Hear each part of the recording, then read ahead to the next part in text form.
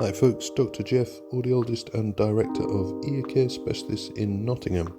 This patient attended the clinic with a blocked ear. They have recurrent wax and skin debris building up in their ears, so they need it to be cleared every so often. Their ear canals are pretty narrow, and we just bring out this lump of wax, and attached to it is a nice long trail of skin, so that was pretty satisfying to remove.